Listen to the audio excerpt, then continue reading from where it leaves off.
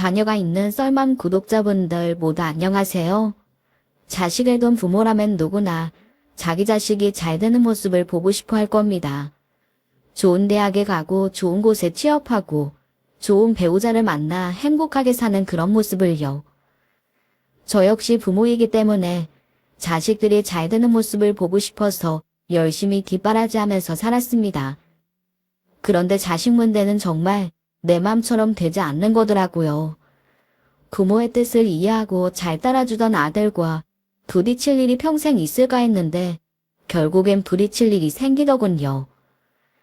아들과 처음 의견 충돌이 있었던 건 바로 결혼 문제를 앞두고서였습니다. 저희 남편 집안은 대대로 사업을 해온 사업가 집안이었어요. 할아버님이 세우신 회사를 남편이 물려받고 아들이 공부를 마치면 아들에게 회사를 물려줄 예정이었습니다. 아들은 대학을 졸업한 뒤 남편 회사에서 평직원으로 일을 하며 업무 경험을 다지고 있던 중이었고요. 이대로 모든 게 순조롭게 흘러가는 것만 같았던 그 어느 날의 일이었습니다. 엄마, 저 만나는 친구가 있는데 한번 인사드리러 같이 와도 돼요? 우리 아들이 여자친구가 있었어? 회사 열심히 다니고 운동 열심히 하느라 여자 만날 시간이 있을까 싶었는데. 그래, 한번 데려와. 엄마가 맛있는 거 해놓고 기다릴게. 근데 미리 말씀드리지만 엄마랑 아버지 눈에는 안 찰 수도 있어요. 그래도 제가 좋아서 만나는 사람이니까 데려오면 너무 차갑게 대하지 마시고 따뜻하게 대해주세요. 도대체 어떤 여자를 만나기에 데려오기도 전부터 저러나 싶었지만 저는 일단 알겠다고 했어요. 그리고 남편에게도 약속이 있는 날 저녁 시간을 비워두라고 이야기했네요. 그렇게 약속한 날이 되었습니다. 아들은 약간 긴장된 얼굴로 어떤 아가씨랑 같이 들어오더라고요. 그런데 아가씨의 얼굴이 좀 나이가 있어 보였습니다. 부끄러운 말이지만 솔직히 그때부터 마음이 안 좋긴 하더라고요. 편견인 걸 알지만 우리 아들이 뭐가 부족해서 나이 많은 여자를 만나야 하나 하는 생각이 들었거든요. 그래, 어서 와요. 우리 아들한테 이야기 많이 들었어요.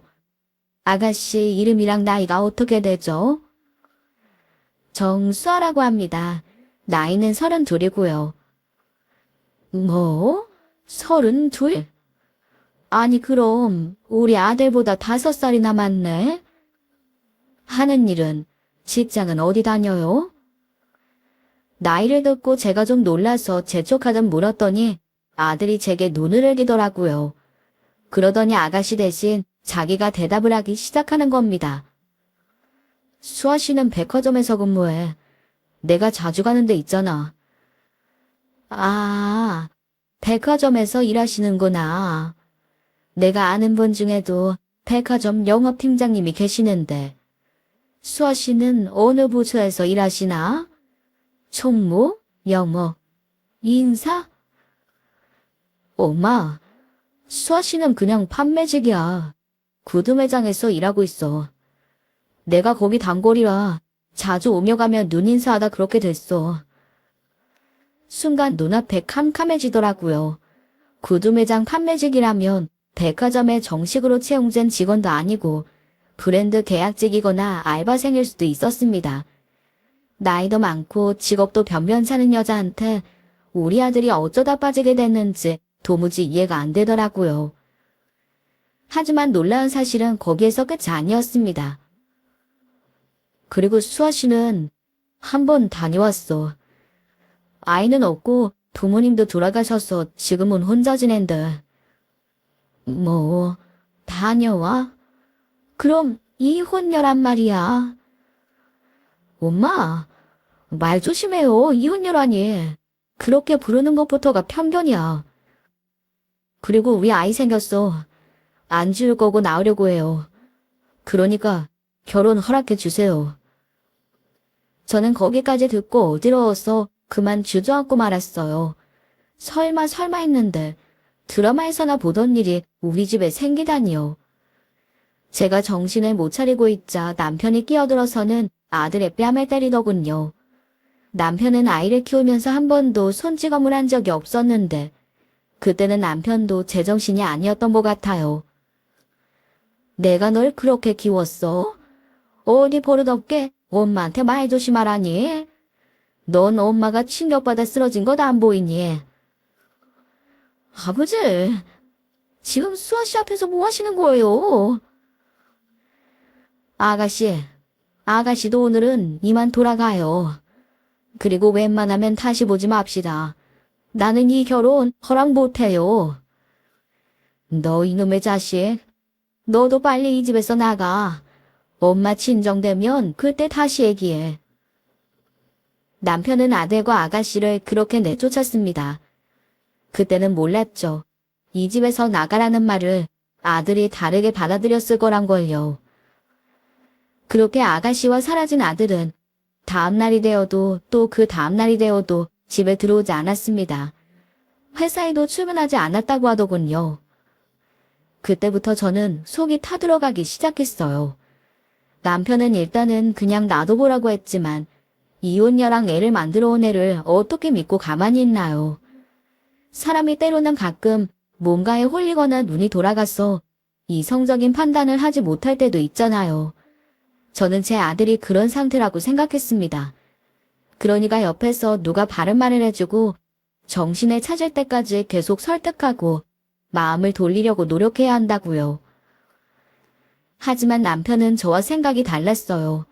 그동안 부족한 것 없이 풍족하게 살다가 자기 멋대로 집을 나갔으니 얼마나 고생이겠느냐면서 금방 후회하고 집에 돌아올 거라고 기다려보자고 하더군요. 그러나 남편의 기대와 달리 아들은 몇 달이 지나도록 집에 들어오지 않았습니다. 결국 회사에서도 퇴직 처리되었고요. 그쯤 되니 저는 아들이 너무 걱정되어 밤에 잠도 오지 않았습니다. 죽었는지 살았는지조차 확인되지 않았으니까요. 결국 저는 남편 몰래 사설 탐정을 써서 아들의 행방을 찾기 시작했네요. 사모님, 아드님 찾았습니다. 다행히 잘 살고 계세요. 어머, 정말이요? 하느님, 부처님 감사합니다. 저는 혹시라도 애가 잘못됐을까봐 얼마나 걱정됐는지 몰라요. 그래서 지금 어디 있나요? 그 아가씨랑 같이 있는 건가요?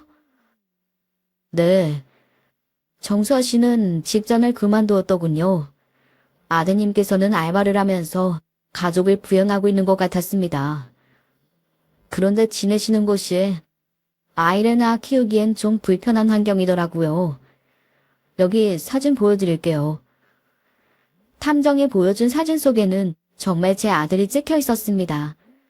허름한 티셔츠에 반바지 차림이더라고요. 사는 곳은 다세대주택 반지하였습니다. 가지고 있던 돈을 털어 보증금을 내고 월세를 사는 것 같았어요. 멀쩡한 집 놔두고 그렇게 살고 있는 걸 보니 눈물이 쏟아지더군요. 그 이혼녀라는 아가씨도 그랬어요. 왜 하필 우리 아들한테 그런 여자가 엮인 건가 원망스럽고 밉기도 했지만 만삭에 가까운 몸으로 반지하방에서 고생하며 살고 있는 걸 보니 마음이 악해지더라고요. 저는 탐정님이 주신 사진을 들고 남편을 설득하기 시작했습니다. 여보, 우리 아들이 지금 이런 곳에서 그 아가씨랑 같이 고생하면서 살고 있다는데 정말 이대로 내버려 둘 거예요? 당신 회사도 물려줘야 하는데 이대로 영원히 집에 안 들어오겠다고 하고 절연하면 그때 가서 어떻게 할 거냐고요. 지금 우리 동재 말곤 딱히 회사 물려줄 사람도 없잖아요. 제발 다시 한 번만 생각해봐요, 우리. 아니, 그럼 당신은 그 결혼에 찬성하자는 거야? 난 죽어도 못해. 내 눈에 흙이 들어가기 전까진 절대 안 돼. 남편의 강한 반대 때문에 저는 아들 내외를 집으로 불러들일 수 없었습니다. 하지만 세상에 자기 자식 걱정하지 않는 엄마가 어디 있을까요? 저는 그 이후로도 찢어질 것 같은 마음으로 아들 내외의 사정을 살폈습니다. 대는 점점 불러오는데 당장 사정이 여의지 않았으니 아들은 밤이고 낮이고 할 것 없이 열심히 일을 하더군요. 솔직히 집안 사정이 어렵지 않아 고생 한번 안 시키고 키운 아들인데 얼마나 힘이 들지 너무나 마음이 아프더라고요. 몸이 힘들어지니 아들과 그 아가씨는 날이 갈수록 자주 다투게 되는 것 같았습니다. 그런 이야기를 전해 들을 때마다 당장이라도 달려가 아들의 손목을 잡고 집에 끌어오고 싶었지만 마음뿐이었어요. 저는 마음에 달래며 어서 아들이 정신을 차리기만을 기다려야 했네요. 그렇게 기약 없는 기다림이 길어지던 중 탐정님이 제게 또 소식을 들고 찾아오셨어요. 의뢰인님 손주가 드디어 태어난 것 같아요. 슬쩍 물어보니 남자아이라고 하더라고요. 감사합니다. 저도 이제 할머니네요. 일하면서 애까지 키우려면 고생이 만만찮을 텐데. 대체 우리 아들은 언제쯤 정신을 차릴까요? 이런 말씀 드리기 그렇지만 아이로 태어났고 출생신고를 하기 위해서라도 두 사람이 곧 혼인신고를 할 것 같습니다. 그동안 아드님의 부모님께 인정받은 후에 혼인신고를 하자고 우겨서 그 일로 자주 다툰 모양인데 아이가 태어났으니 어쩔 수가 없을 것 같아요. 혼인신고를 하게 되면 법적으로 부부가 되는 것이기 때문에 이대로 연을 끊으신다고 해도 그 아가씨가 이 집 며느리인 건 부정할 수 없는 사실이 됩니다. 그러니 이만 받아주시는 게 어떨지요. 탐정님의 말씀에 저는 고민에 빠졌습니다. 탐정님이 전해준 사진 속 꼬물거리는 갓난애를 보고 있으니 마음이 복잡해졌습니다. 정말 저 둘을 부부로 인정해줘야 하지 않나 하는 생각에 자꾸만 들더라고요. 그리고 그건 남편도 마찬가지인 것 같았어요. 그래서 저희 부부는 논의 끝에 아들 내외에게 마지막 제안을 하기로 했네요. 저는 아들과 아가씨가 있는 병원으로 직접 찾아갔어요. 제 얼굴을 보더니 아들이 많이 놀라더군요. 못 본 사이 얼굴이 많이 상해 있어 표는 못 냈지만 너무 속이 상했습니다. 뭘 그렇게 놀래니? 내가 못 올 때 온 것도 아니고. 아들 본 거 축하한다. 엄마, 여기 어떻게 알고 오셨어요? 설마 우리 어떻게 지내는지 뒷조사한 건 아니시죠? 쓸데없는 소리 하지 말고 동재 넌 잠깐 이리 나와봐라. 할 얘기가 있어서 온 거니까. 저는 일부러 아가씨 쪽은 쳐다도 보지 않고 아들만 병실 밖으로 불러냈습니다. 아들은 제 얼굴을 보더니 한숨을 쉬면서 그제야 속마음을 털어놓더군요. 그동안 지켜보신 거라면 이미 알고 계시겠지만 지금 우리 상황이 말이 아니에요. 오늘도 여기 오느라 일을 쉬었는데 쉬는 만큼 돈을 못 번다고 생각하니까 초조해서 죽을 것 같아요. 그래서 말인데 앞으로는 어떻게 할 참이냐? 애 키우는데 돈이 보통 많이 드는 줄 아니? 그리고 그 반지하에서 애 키우면 애 건강에도 나쁘지 않겠어? 돈 생각만 하면 솔직히 후회가 되기도 해요. 수아가 우겨서 혼인신고랑 아이 출생신고를 하긴 했는데 이제부터 내가 가장이고 모든 걸 책임져야 한다는 생각을 요즘은 밥도 안 넘어간다고요. 그래서 우리가 널 그렇게 뜯어말렸던 거야. 어쩌겠니? 이미 이렇게 일이 벌어진 거. 엄마는 네가 이제 책임져야 할 와이프랑 아이가 생겼지만 그래도 원래 하려던 일을 포기하지 않고 계속했으면 좋겠다. 너도 배운 게 있고 힘이 있어야 그걸 써먹어서 돈을 벌고 가족을 부양할 거 아니냐. 아버지 회사가 때 되면 당연히 네 것이 될 거라고 생각하는 건 아니지? 그건 절대 아니에요. 안 그래도 그 문제로 고민이 많았어요, 저도. 아버지 회사 나오니까 마땅히 무슨 일 해야 할지도 잘 모르겠고 돈 되는 일은 몸이 너무 힘들고 말이에요. 그러니까 이참에 미국 가서 경영자 수업을 받으면 어떻겠니? 아버지 친구분들도 자녀들 전부 미국에서 MBA 과정 밟고 왔다는데 저더러 미국에 가라고요? 아직 아이가 어려서 비행기 타기 힘들 텐데요. 체리비도 만만치 않을 거고요. 갈 거면 너 혼자 가야지. 저 자식 다 데리고 가면 그거 신경 쓰여서 공부가 되겠니? 너 공부 마치고 돌아올 때까지 내가 우리 집에서 데리고 살면서 잘 돌봐줄 테니까 걱정 말고 다녀와라. 아들은 자기 혼자서만 미국에 간다는 게 영 마음에 걸렸는지 바로 대답을 하지 않았습니다. 하지만 하루하루 지날수록 현실적인 고민들로 인해 결국엔 결심이 선 듯했어요. 미국에 가겠다고 하더군요. 그렇게 아들은 처자식을 이 집에 남겨두고 유학길에 오르게 되었습니다. 유일한 자기 편이었던 남편이 홀로 미국으로 떠나게 되었는데도 수아라는 그 아가씨는 생각보다 담담해 보이더군요.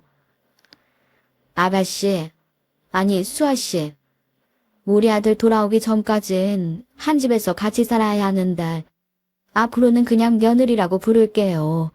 그래도 되죠? 네, 당연하죠. 저도 어머님이라고 부를게요. 그래요. 이왕 이렇게 된 거 서로 지난 앙금은 풀고 나쁘지 않게 지내봐요. 자식 이기는 부모 없다고. 애까지 낳았는데 나도 더는 어쩔 수가 없네. 우리 바깥 양반도 보기엔 저리 완고해 보여도 정되면 간이고 쓸개고 다 빼주는 인간이니까 너무 무섭게 생각하지 말고 잘 다가가 봐요. 내가 옆에서 도울게. 감사합니다, 어머님. 그렇게 우리 두 사람은 극적인 화해를 하게 되었습니다. 아들의 먼 땅에 유학 보내고 비로소 화해하게 되었다니 참 이상한 일이죠. 아무튼 그날 이후 저는 아가씨를 진짜 내 며느리나 여기고 대해주었어요. 남편은 아직도 며느리에게는 마음의 문을 다 열지 않은 듯 했지만 손주 앞에서는 무장 해제되더군요. 아이가 활짝 웃기라도 하면 본인이 더 좋아서 자지러지는데 그 모습이 얼마나 웃기던지. 며느리도 그걸 알았는지 그 뒤로는 시아버지와 자리를 함께 할 일이 있을 때면 항상 아이를 안고 나타나더라고요. 그러던 어느 날이었습니다. 내가 바쁘면 당신이라도 신경을 좀 써줘야지. 며느리 꼴이 이게 뭐야? 왜? 새아가 꼴이 어떻다고 그런 소리를? 얼굴이 저렇게 예쁜데 옷이 너무 허름하잖아. 우리 손주도 옷이 몇 벌 없어서 다 구겨진 옷 몇 벌 가지고 돌려 입히고. 자, 받아. 내가 카드 줄 테니까 애들 데리고 나가서 옷이라도 몇 벌 사 입혀. 남편이 카드를 던져주는데 어이가 없더라고요.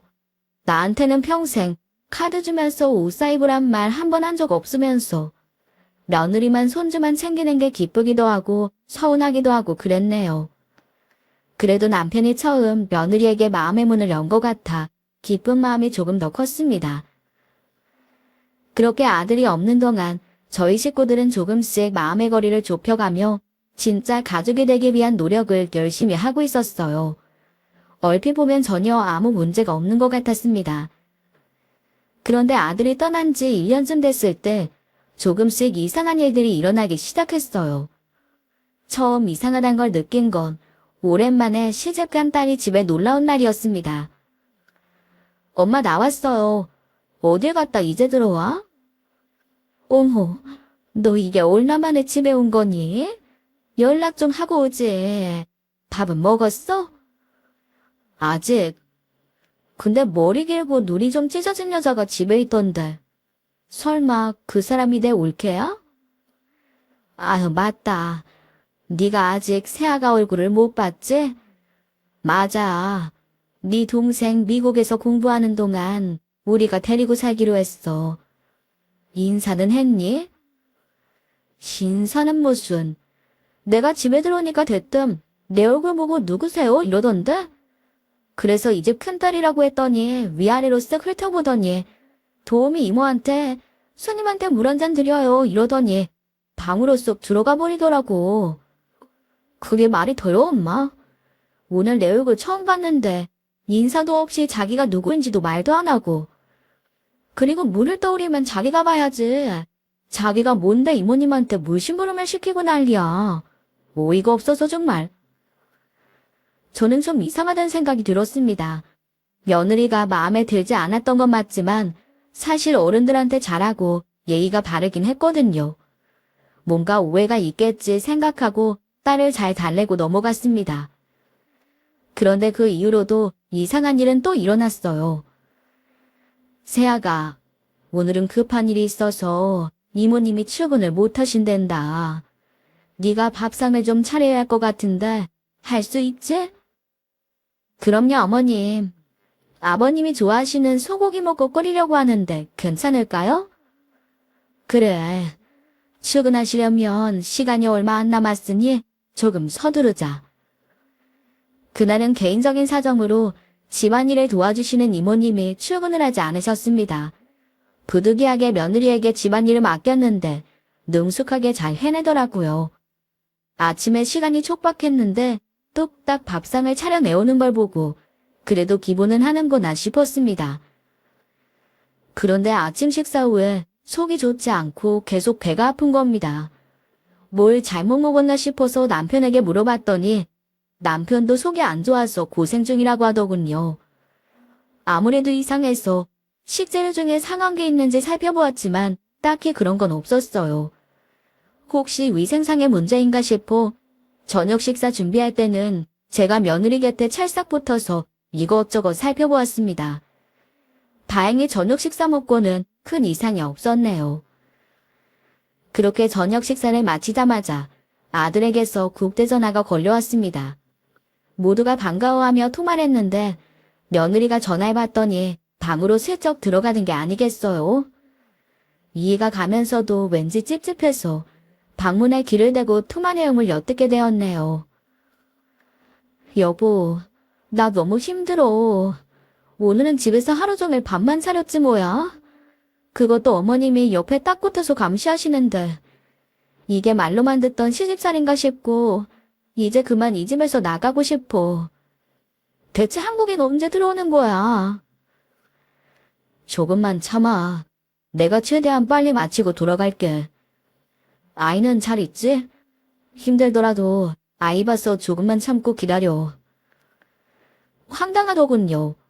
아니 막말로 집에 가사 도우미가 매일 출근하는데 자기가 시집살이랄 게 뭐가 있다고 시집살이 타령인가요?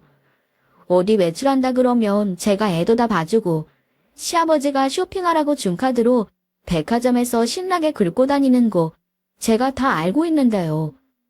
그게 시집살이라니 기가 막힐 일 아닙니까?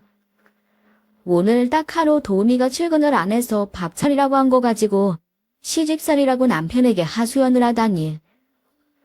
순간 잘해줘봐야 며느리는 남이다 다 부질없다 하는 생각이 들더군요. 그때부터 저는 며느리에게 거리를 두기 시작했습니다. 아들만 돌아오면 빨리 집에서 내쫓아야겠다는 생각을 하면서요. 그렇게 시간은 흘러 아들이 공부를 마치고 한국에 돌아오게 되었습니다. 2년 동안 독하게 한국에 한 번도 돌아오지 않고 공부만 한 아들은 예전보다 단단하고 당당해진 모습이었어요. 학위도 받았으니 다시 남편 회사에 들어가 차근히 실무를 익힐 거라 하더군요. 자리가 잡히면 곧 분가할 거란 이야기도 했습니다. 아들은 매일 남편과 함께 출근을 해 회사 상황을 전반적으로 살피고 퇴근 후 술도 한잔 같이 하고 함께 집에 돌아왔어요. 그러던 어느 날이었습니다. 그날은 아들의 표정이 좋지 않은 겁니다. 저는 혹시 남편과 싸운 건가 싶어 걱정이 되어 말을 걸었어요. 돌아오자마자 일하려니까 힘들어? 오늘따라 표정이 안 좋네. 엄마, 내가 제대로 살고 있는 게 맞는 걸까? 오늘은 그런 생각이 드네. 갑자기 그게 무슨 소리야?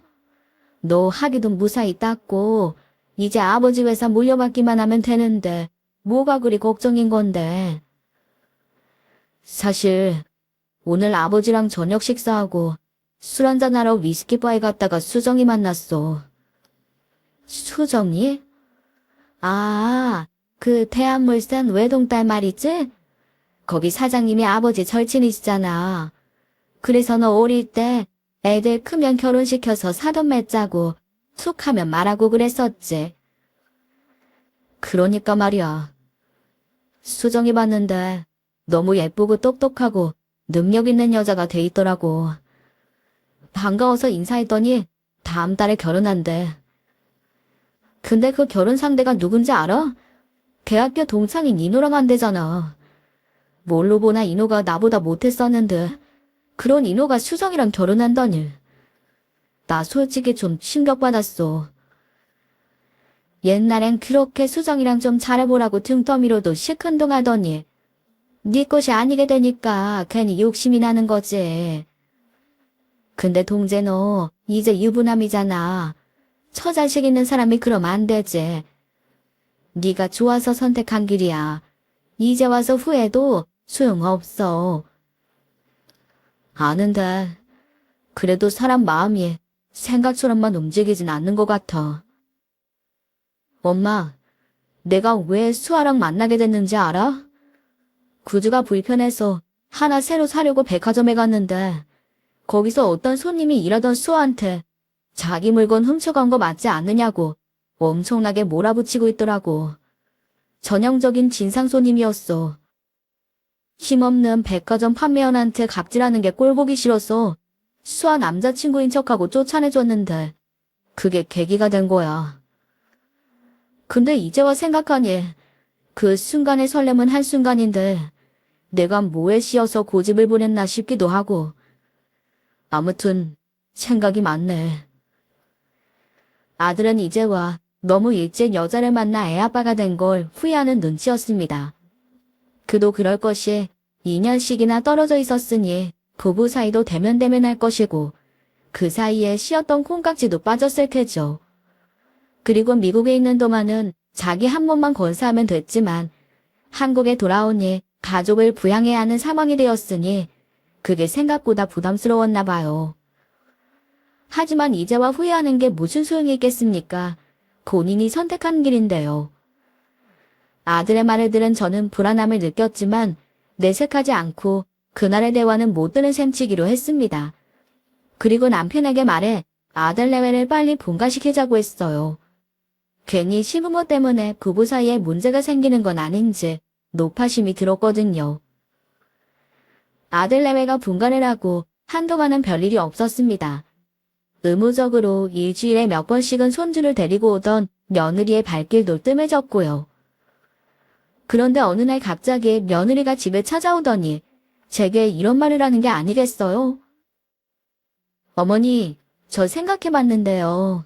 이제 분가도 했고 어엿한 한 가정을 꾸린 셈인데 이렇게 된 거 결혼식도 올렸으면 해서요. 결혼식을? 아니, 이제 와서 굳이? 굳이가 아니라 여자들은 결혼식이 로망이잖아요. 예쁜 웨딩드레스 입고 그날의 주인공이 되는 그런 경험을 저도 살면서 한 번은 꼭 해보고 싶어서요. 너 한 번 갔다 왔다고 하지 않았니? 설마 그때도 결혼식 안 한 거야? 네, 상황이 여의치가 않아서요. 물론 제가 이 집안에 그리 달가운 존재가 아니라는 건 잘 알지만 그래도 며느리로 받아주실 거면 확실하게 결혼식 올리고 정식으로 모든 분들께 인정받고 싶어요. 그래, 네가 원하면 그러려무나. 동지하고는 합의한 거지? 이야기는 해봤는데 확실히 대답을 안 해주네요. 그래서 말인데 어머님이 설득해 주시면 안 될까요? 솔직히 조금 입장이 곤란하더군요.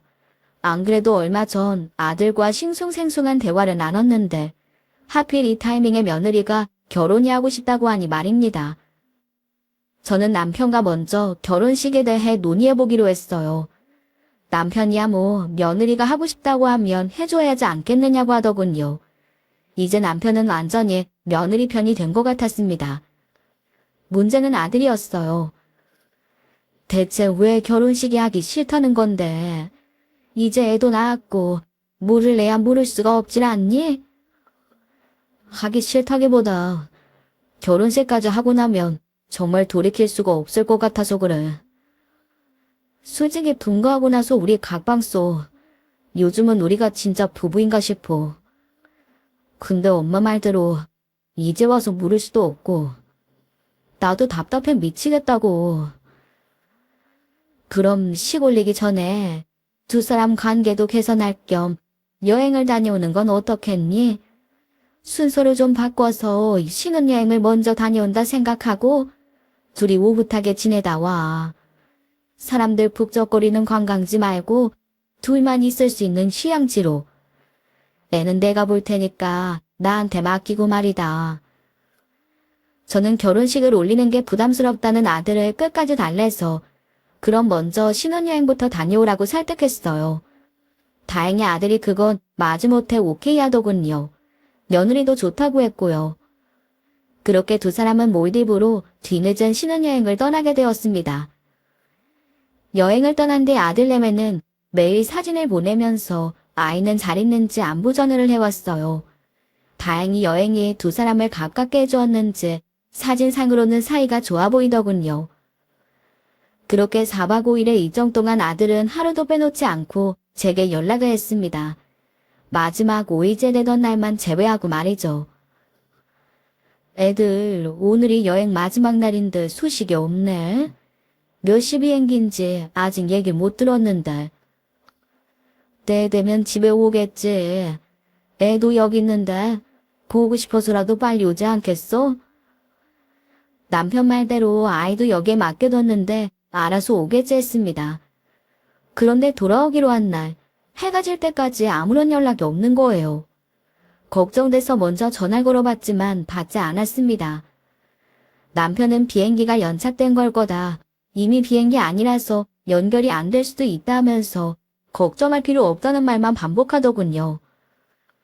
하지만 결국 그날 자정을 넘길 때까지 아들네에게서는 전화가 오지 않았습니다.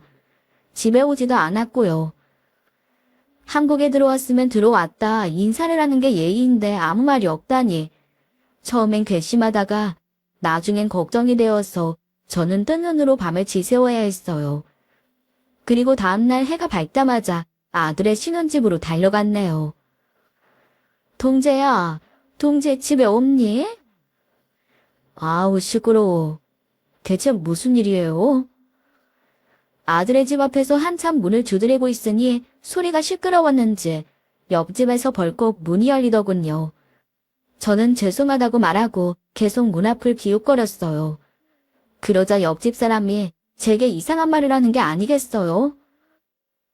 혹시 이 집 사장님 부모님 되세요? 연락 못 받으셨어요? 연락이요? 우리 동재한테 무슨 일이 있나요? 저는 솔직히 옆집 사장님 잘 모르고요. 우리 와이프가 그렉 사모님이랑 가까운가 보더라고요. 어젯밤에 연락받았는데 돌아가셨다고 하는 것 같던데. 네? 돌아가셨다는 게 무슨 말이에요? 설마 죽었다는 말입니까? 그렇겠죠. 아무튼 상중이라 정신 없는 것 같던데. 아니, 근데 정말 아무것도 모르세요? 와이프한테 장례식장 주소라도 물어봐 드릴까요? 저는 옆집 사람에게서 장례식장 주소를 받아 바로 달려갔습니다. 달려가는 내내 대체 이게 무슨 일인지 이해도 안 되고 도무지 받아들여지지가 않더라고요. 죽었다는 게 우리 아들인지 며느리인지 둘 다인지도 알 수가 없었고요. 제정신이 아닌 상태에서 도착한 장례식장에는 불행 중 다행인지 아들이 상복을 입고 앉아 있었습니다. 아이고 이놈아, 대체 이게 무슨 일이냐? 왜 전화를 안 받아 이거사? 내가 얼마나 속이 탔는지 알아? 엄마, 여긴 어떻게 알고 왔어요? 진정하고 앉아보세요. 제가 설명해 드릴게요. 새아가는 걘 어디 있니? 진짜로 잘못된 거야? 그게 그렇게 됐어요. 아들은 고개를 푹 숙이더니 말을 잇지 못하더군요. 저는 그제야 영정사진 속 며느리의 얼굴을 확인할 수 있었습니다. 신혼여행을 떠났다가 싸늘한 주검이 되어서 돌아오다니 이게 무슨 지구한 팔자인가 싶었지요. 그런데 아들이 사망을 설명해주겠다며 들려준 이야기는 실로 놀라웠습니다. 저도 처음엔 신혼여행 가는 게 썩 내키진 않았어요. 근데 막상 도착해보니 좋더라고요. 우리끼리만 있으니까 사이가 좋아진 것 같기도 했고요. 한국에 돌아오고 적응하느라 힘들었는데 분가까지 하게 되니까 각방 쓰고 그동안은 정말 분위기가 안 좋았거든요. 사이가 멀어졌다고 느꼈는데 여행지에 오니 언제 그랬냐는 듯이 다시 사이가 좋아져서 저도 속으론 다행이다 생각했어요. 사사로운 생각 안 하고 매일 시험하고 스노클링도 하고 서로 사진도 찍어주면서 지내다 보니 오길 잘했다는 생각만 들더라고요. 그러다 몰디브에서의 마지막 밤이 된 거예요. 내일이면 돌아가야 하는구나 하는 생각이 들어서 가뜩이나 아쉬웠는데 쉬고 나왔더니 와인이랑 치즈 플레이트 같은 간단한 술상이 차려져 있더라고요. 그 사람이 차려놓은 거죠. 자기도 마지막 밤인데 아쉬운 마음이 들었나 봐요. 샴페인을 따서 잔에 따라주면서 마시고 있으라고 자기도 씻고 오겠다고 하더라고요. 그래서 별 생각 없이 샴페인 잔을 들었는데 입이 닿는 부분에 선명한 지문 자국이 보이더라고요.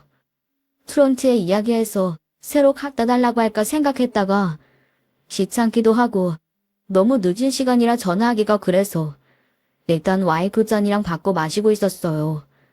나중에 와이프가 거슬려 하면 그때 바꿔달라고 말할 생각이었어요. 그렇게 혼자 술을 마시면서 기다리고 있는데 와이프도 다 씻고 나와서 콜짝콜짝 샴페인을 마시더라고요. 제가 은근슬쩍 잔이 더러워 보여서 그러는데 바꿔줄까 아님 새로 갖다 달라고 할까 물었더니 괜찮다고 하길래 그냥 그렇게 계속 술을 마셨어요. 그리고 늦게 잠들었는데 아침에 일어나 보니 와이프가 속이 안 좋다고 그러는 거예요. 그럼 한국 들어가서 빨리 병원에 가보자고 했는데 비행기 안에서도 계속 끙끙 앓았어요. 그때부터는 숨도 잘 못 쉬고 오바이트도 하고 상태가 많이 안 좋았어요.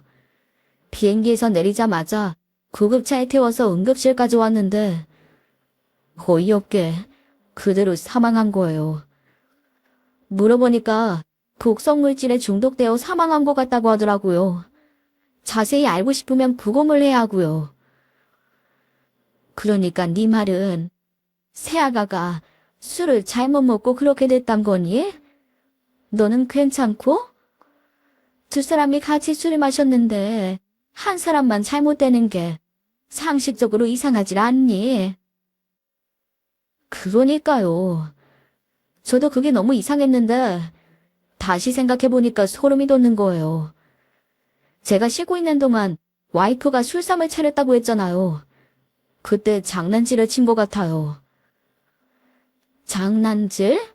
무슨 장난질?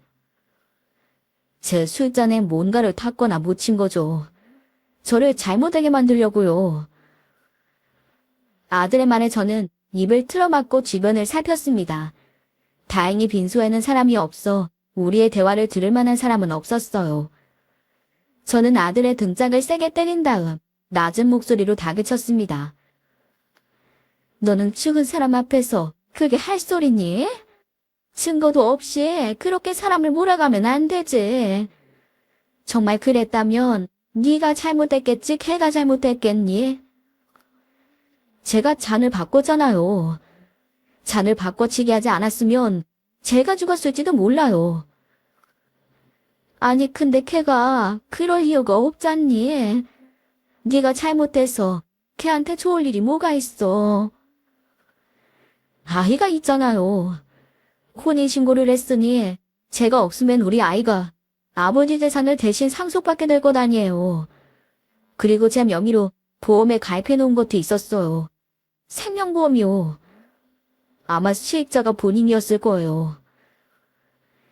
아들의 말을 듣는 순간 몇 년 전에 있었던 일이 떠올랐습니다. 도우미가 출근하지 않아 며느리에게 아침을 맡겼던 날 식구 모두가 배앓이를 하고 아파했던 기억이요. 순간 소름이 쫙 끼치더라고요. 그때도 식대로는 멀쩡했고 조리 과정에도 문제가 없었는데 모두들 불편해해서 어떻게 된 건지 잘 이해가 되지 않았거든요. 어쩌면 그때부터 며느리가 우리 가족을 잘못되게 만들려고 나쁜 마음을 먹고 있었다 생각하니 온몸에 소름이 돋았습니다. 며느리의 장례식은 그렇게 소리 없이 조용히 치러졌습니다. 아들과는 결혼식도 올리지 않은 상태라 며느리의 죽음은 가족을 비롯한 극소수의 지인만 아는 상태였어요. 다만 독극물에 의한 사망이라 경찰에서 조사가 들어갔고 조사 결과 며느리의 핸드백에서 독극물병이 발견되었습니다. 독극물병에는 며느리 본인의 지문만 찍혀 있었고요. 부검 결과는 예상대로 독극물 중독에 의한 사망으로 밝혀졌습니다. 경찰은 조사 초기엔 아들을 의심했지만 아들이 며느리를 해할 이유가 전혀 없었기에 혐의 없음이 밝혀져 사건은 그대로 종결되었네요. 그렇게 며느리는 사라졌지만 생각지도 못했던 어마어마한 사건에 우리 가족은 전부 혼돈에 빠진 채 하루하루를 보내야 했습니다. 죽은 사람은 말이 없기에 저는 정말로 며느리가 그런 짓을 꾸민 건지 확신할 수가 없었어요. 어떻게 된 건지 실상을 제대로 알아야 했기에 저는 며느리가 일했었다는 백화점 구두 매장에 찾아가 보았습니다. 그곳에서 동료 직원에게 며느리에 대한 이야기를 전해드릴 수 있었네요. 안녕하세요. 뭐 좀 물어보고 싶은 게 있어서요. 정수아 씨 아시죠? 여기에서 일했었다는데 혹시 기억하시나요? 정수아 씨요? 일한 기간이 길진 않았지만 기억은 하고 있습니다. 그런데 무슨 일이시죠? 제가 정수아 씨 시어머니 되는 사람입니다. 아무래도 우리 며느리에 대해 좀 여쭤보고 싶어서 이렇게 찾아왔습니다. 혹시 우리 며느리에 대해서 아는 거 있으면 저한테 얘기 좀 해주실 수 있나요? 며느리한테는 어디서 들었는지 비밀로 할게요. 매니저라는 사람은 제가 시어머니라고 하자 조금 주저하더니 저를 매장 안쪽으로 데려가더군요. 그리곤 차를 내오더니 한숨을 쉬며 이야기를 시작했습니다. 그곳에서 들은 이야기는 가히 충격적이었어요. 정수아 씨 시어머니라면 혹시 조동재 고객님 어머니 되시나요? 맞아요. 우리 아들은 어떻게 아세요? 저희 매장 VIP 손님이셨어요. 원래도 자주 오셨는데 정수아 씨랑 인연이 생기고 나서는 거의 매일 오시다시피 했거든요. 제가 손님이랑 연애하면 안 된다고 그렇게 주의를 줬는데도 결국은 눈이 맞아서 일을 그만두었고요. 대강 이야기는 들었어요. 며느리가 진상 손님한테 담아는 걸 두고 볼 수가 없어서 남자친구인 척을 했다고 하던데. 네, 그 일에 대해서 드릴 말씀이 있어요. 실은 정수아 씨가 우리 매장에서 근무한 뒤로 종종 도난 사고가 발생하곤 했어요. 매장에서 판매하는 구두가 없어지는 일도 있었고 손님들 소지품이 없어지는 일도 있었고요. 백화점 내 CCTV가 있긴 한데 저희 매장이 사각지대에 있어서 특정 구역은 CCTV로도 보이지가 않거든요. 도난 사건이 일어난 시간대 화면을 확인해보면 항상 정수아 씨가 그 구역에서 등을 돌리고 있더라고요. 뭘 하고 있는지 찍히지 않으려고 그랬던 것 같아요. 그날도 손님의 소지품이 없어졌는데 그게 정수아 씨 주머니에서 나온 겁니다. 의심은 받았어도 들통난 건 처음이라 정수아 씨도 당황한 것 같았어요. 그때 조동재 고객님이 갑자기 끼어드셔서 이건 내가 여자친구한테 사준 물건이다. 생사람 잡지 말아라 하면서 정수아 씨를 변호해 주셨어요. 그날은 그렇게 운 좋게 넘어갔지만 얼마 안 가 임신했다면서 일을 그만두더라고요. 매니저에게서 그날의 이야기를 듣는데 귀까지 빨개지는 것 같았습니다. 우리 아들이 의도적으로 제게 거짓말을 했는지 아니면 정말 순진하게 속아서 그렇게 믿고 말했는지 몰라도 바보가 된 기분이었어요. 그렇게 질 나쁜 아가씨한테 잘못 걸려서 그걸 사랑이라 믿고 자기 인생을 내다 버릴 뻔했다니. 제가 한숨을 쉬자 매니저는 눈치를 보더니 말을 이었습니다. 그리고 정수아 씨, 갔다 온 건 아시죠? 네, 그건 알고 있어요. 전 남편이 폭력을 휘둘러서 이혼했다고 하더라고요. 네? 예상은 했지만 그 여자가 또 거짓말을 했네요. 시어머니라고 하시니까 이건 꼭 아셔야 할 것 같아서 말씀드립니다. 정수아 씨 2번 결혼했어요. 이번이 3번째고요. 첫 번째 결혼도 2번째 결혼도 전부 사별해서 결혼 생활이 끝이 났다고 들었고요. 남편들이 전부 의문사했다고 자기가 직접 말하더라고요. 듣자하니 남편이 죽자마자 엄청난 금액의 보험금을 받았다는데 그걸 본인 입으로 자랑스럽게 떠들고 다니는 것도 정상적이지가 않았고요. 아무튼 너무 이상한 점이 많아서 말이 많았습니다. 제가 오해하고 있는 거라 생각하고 싶지만 혹시 모르니까 말씀드리는 거예요. 저는 어지러워서 더 듣고 있을 수가 없었습니다. 어떻게 집으로 돌아왔는지 기억도 나지 않습니다. 하마터면 소중한 아들을 그렇게 잃을 뻔했다는 사실에 등골이 오싹했지만 한편으론 다행히 아들이 무사히 살아있었음에 감사한 마음도 들었어요. 저는 고민 끝에 매니저에게 들은 이야기를 아들에게 전해주었어요. 의외로 아들은 담담한 반응이더군요. 이제 와서 말이지만 대충 눈치채고 있었어요. 그렇게 솔직한 사람이 아니구나. 거짓말을 자주 하네. 그래서 마음이 떠난 걸지도 모르겠네요. 그래도 이젠 그 사람 없으니까 너무 걱정하지 마세요. 나도 크게 액땜한 셈 치려고요. 그래. 이젠 정말로 좋은 여자 만나서 네가 고생 안 했으면 좋겠다. 당분간은 회사에 집중하려고요. 이러는 동안 우리 애 좀 잘 부탁해요, 엄마. 내가 자리 잡으면 정말 괜찮은 며느리 데리고 올게. 그런 무서운 일을 겪고도 아들은 씩씩하게 자기 위치에서 자기 할 일을 해나가더군요.